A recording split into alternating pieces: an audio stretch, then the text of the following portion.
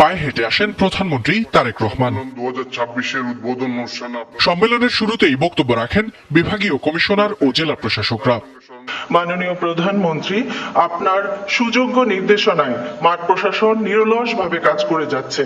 আপনার মতো আমরাও বিশ্বাস করি দেশ বিনির্মাণের যে সুযোগ তরুণরা তৈরি করেছে তা ব্যর্থ হতে দেওয়া যাবে না। ফ্যামিলি কার্ডের মতোই সরকারের প্রবর্তিত কৃষি কার্ড, ক্রীড়া কার্ড, হেলথ কার্ড, ইমাম, মুয়াজ্জিন, পুরোহিত, সেবায়েতগণের জন্য ভাতার ব্যবস্থা সমাজে ইতিবাচক প্রভাব ফেলেছে। আপনার মূল্যবান নির্দেশনা আমাদের পেশাগত দায়িত্ব পালনের পথকে আরো অর্থবহ, ফলপ্রসূ ও দেশপ্রেমে উজ্জীবিত করবে। প্রধান অতিথির বক্তব্যে প্রশাসনের দায়িত্বশীলতা, সততা ও দক্ষতার উপর গুরুত্ব আরোপ করেন সরকার প্রধান। বলেন, প্রশাসন সঠিকভাবে কাজ করলে জনরায়ের প্রকৃত প্রতিফলন ঘটে। জনপ্রশাসন যদি সঠিকভাবে কাজ করে তাহলে অবশ্যই জনগণের রায় যে প্রতিফলিত হয় সেটি আপনারা প্রমাণ করেছেন 12 তারিখের নির্বাচনে। যদি আপনাদেরকে কাজ করতে না দেওয়া হয় তাহলে কি হতে পারে সেটি আমরা 14, 18 বা 24-এ দেখেছি। প্রধানমন্ত্রী বলেন, নিয়ম নীতি ছাড়া পদায়নের প্রবণতা দুর্নীতি বাড়ায়। তাই সততা, মেধা ও দক্ষতাই হবে জনপ্রশাসনের নিয়োগ পদায়ন বদলির প্রধান মানদণ্ড। সবসময় নিজেদের পছন্দের পদে পদায়ন কিংবা পোস্টিং পাওয়ার মানসিকতাই কিন্তু জনপ্রশাসনকে হয়তোবা দুর্নীতি পরায়ণ এবং অপেশাদার করে তোলার অন্যতম একটি কারণ। আপনাদের প্রতি আমার বিশেষ আহ্বান থাকবে, জনপ্রশাসনের প্রতিটি পদকে গুরুত্বপূর্ণ এবং অনিবার্য ভাবুন। দেশের যে কোনো স্থানেই যে কোনো সময় জনপ্রশাসনের যে কোনো পদে দায়িত্ব পালনের জন্য নিজেদেরকে দয়া করে মানসিকভাবে প্রস্তুত করে রাখুন। সরকারের নীতি বাস্তবায়নে মাঠ প্রশাসনের গুরুত্ব তুলে ধরেন সরকার প্রধান। নির্বাচনী প্রতিশ্রুতি, জুলাই সনদ বাস্তবায়ন ও সরকারি অফিসে জনসেবায় হয়রানি বন্ধে আরও নিষ্ঠার সাথে মাঠ প্রশাসনকে তৎপর হওয়ার নির্দেশ দেন তিনি। নির্বাচনী ইশতেহার এবং জনগণের সামনে স্বাক্ষরিত যে জুলাই সনদ, আমরা সেই সকল কিছু অর্থাৎ আমাদের ম্যানিফেস্টো এবং জুলাই সনদ, এটার প্রতিটি দফা, প্রতিটি অঙ্গীকার পর্যায়ক্রমে আমরা বাস্তবায়ন করতে চাই। আপনারা আপনাদের মেধা ও যোগ্যতা দিয়ে জনগণের কাছে দেওয়া সরকারের প্রতিটি প্রতিশ্রুতি দক্ষতার সঙ্গে বাস্তবায়নে ইনশাল্লাহ ভূমিকা রাখতে সক্ষম হবেন। এছাড়া বাজার মনিটরিং জোরদার, মোবাইল কোর্ট পরিচালনা, কৃষকের ন্যায্য মূল্য নিশ্চিতকরণ এবং সেবা প্রার্থীদের হয়রানি বন্ধে কার্যকর পদক্ষেপ নেওয়ার নির্দেশনা দেন প্রধানমন্ত্রী। সরকারের নীতি ও পরিকল্পনা বাস্তবায়নের ক্ষেত্রে আপনারা, যা আগের বক্তাগণ উল্লেখ করে গেছেন তাদের বক্তব্যে, আপনারা বিশেষ করে বিভাগীয় কমিশনার এবং জেলা প্রশাসকগণই জনগণের সঙ্গে সরকারের প্রধান সেতু বন্ধন। আপনাদের সততা, কর্মদক্ষতা এবং দায়বদ্ধতার উপরে সরকারের গৃহীত কার্যক্রমের সাফল্য বলা যায় প্রায় পুরোটাই নির্ভর করে। এবারের সম্মেলনে ডিসিদের উপস্থাপিত প্রস্তাবগুলোর মধ্য থেকে বাছাই করা 498টি প্রস্তাব নিয়ে 34টি অধিবেশনে আলোচনা হবে। সম্মেলন চলবে আগামী 6 মে পর্যন্ত। একটি সরকার যেরকম চিরস্থায়ী নয়, জনপ্রশাসনের কোনো পদ কারো জন্য চিরস্থায়ী নয়। ফয়সাল মাহমুদ, যমুনা নিউজ, ঢাকা। ডিসিদের প্রস্তাব অনুযায়ী প্রতিযোগিতামূলক পরীক্ষার মাধ্যমে জেলা আইন কর্মকর্তা বা জিপি/পিপিদের নিয়োগের কথা ভাবছে সরকার। একথা জানিয়ে আইনমন্ত্রী সাব রেজিস্ট্রারদের কোনো দুর্নীতি, অনিয়ম পেলে মন্ত্রণালয়ে জানাতে নির্দেশ দিয়েছেন জেলা প্রশাসকদের। অন্যদিকে শিক্ষামন্ত্রী এসএসসি এবং এইচএসসি পরীক্ষা নির্ধারিত শিক্ষাবর্ষের মধ্যে নেয়ার নির্দেশনা দিয়েছেন। জানান, কওমি মাদ্রাসার শিক্ষার্থীদের সমমানের ডিগ্রি দেওয়ার দাবি পূরণ করা হবে। আর স্বাস্থ্যমন্ত্রী জানিয়েছেন, 3 থেকে 4 দিনের মধ্যেই হামের টিকা দেয়া শেষ হবে। টিকা কার্যক্রম তদারকিতে ডিসিদের সহযোগিতা চেয়েছে মন্ত্রণালয়। জেলা প্রশাসক সম্মেলনের প্রথম দিনে মন্ত্রণালয় ভিত্তিক অধিবেশনে ডিসিদের পৃথক বৈঠক হয় স্বাস্থ্য, শিক্ষা ও আইন মন্ত্রণালয়ের সাথে। এর আগে প্রধানমন্ত্রীর কার্যালয় ও এর আওতায় থাকা সংস্থার সাথে বৈঠকে বসেন তারা। সেখানে খাল খনন কর্মসূচি মেশিন নির্ভর না করে গুরুত্ব দেয়া হয় শিক্ষার্থী ও বেকার তরুণদের অংশগ্রহণের উপর। স্বাস্থ্য মন্ত্রণালয়ের সাথে বৈঠকে ডেঙ্গু প্রতিরোধ, অবৈধ ক্লিনিক বন্ধ, ভেজাল ওষুধ প্রতিরোধে মোবাইল কোর্ট পরিচালনা সহ 7টি বিষয় নিয়ে আলোচনা হয়। এ সময় স্বাস্থ্যমন্ত্রী জানান, হামের টিকার যথেষ্ট মজুদ রয়েছে। এখন পর্যন্ত 81 ভাগ টিকা দেয়া হয়েছে।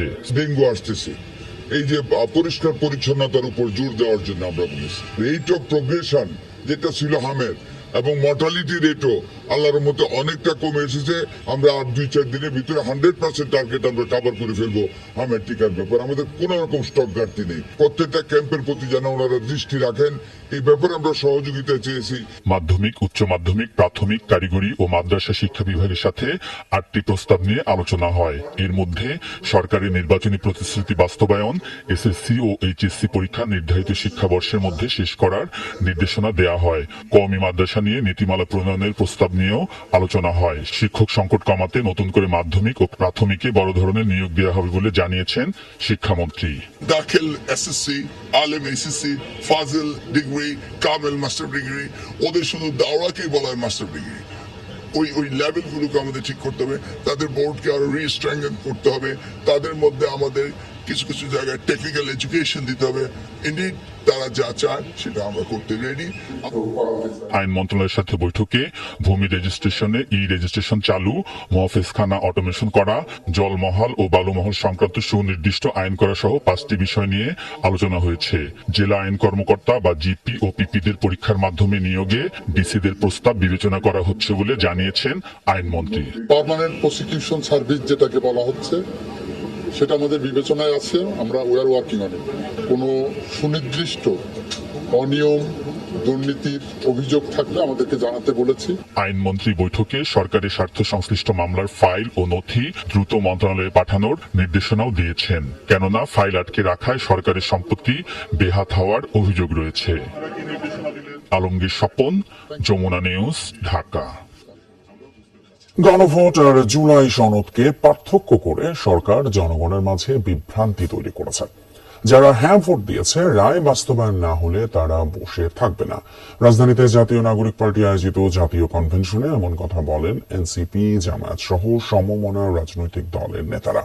ফ্যাসিবাদী আমলের প্রত্যেকটি মানবতা বিরোধী অপরাধের বিচার দাবি করে তারা বলেন, গুম খুনে জড়িতদের ক্ষমা করা হবে আত্মঘাতী। জ্বালানি অর্থনীতি, মানবাধিকার ও গণভোট বিষয়ক জাতীয় কনভেনশন আয়োজন করে এনসিপি। রাজধানীতে দিনব্যাপী এই কনভেনশনে অংশ নেন রাজনীতিবিদ, সাংবাদিক সহ বিশিষ্ট জনেরা। সরকারের প্রধানমন্ত্রী কনভেনশন এনসিপির মুখপাত্র আসিফ মাহমুদ বলেন, আইনি কাঠামো না থাকায় যারা ফ্যাসিবাদ তৈরিতে সহায়তা করেছেন তাদের এখন হিরো ট্রিটমেন্ট দেয়া হচ্ছে।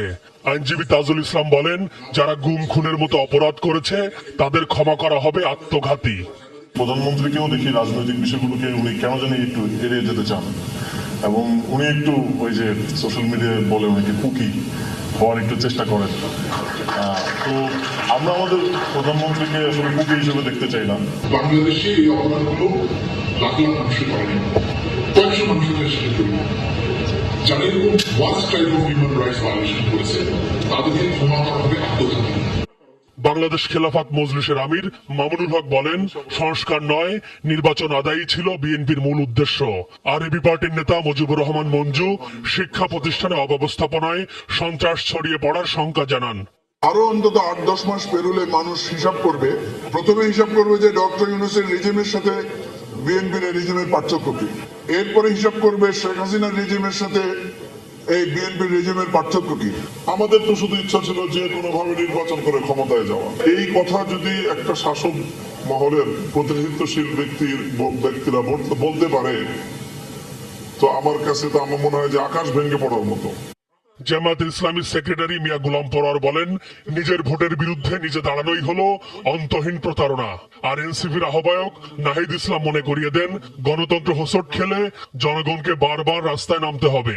ওনারা এখন ষড়যন্ত্র করছেন ওই 10টা নোট অফ পয়েন্ট বাদে ওনারা নিজেরাই একটা সংবিধান সংশোধনের বিল বানাবেন, আগামী হয়তো বাজেট অধিবেশন বা কোনো একটা অধিবেশনে বিল বানিয়ে নিজেরাই সেটা পাশ করে নেবেন। তাই যদি করতে চান তাহলে একটা অপরিণামদর্শী সর্বনাশা পথে আপনারা হাঁটলেন। প্রথম অধিবেশনকে সরকার ব্যর্থ করেছে, যে অধিবেশনে আমাদের আলোচনা করার কথা ছিল কিভাবে আমরা এগুলো বাস্তবায়ন করবো, অধ্যাদেশ বাস্তবায়ন করবো। এটা যদি অব্যাহত থাকে তাহলে রাজপথ জনগণের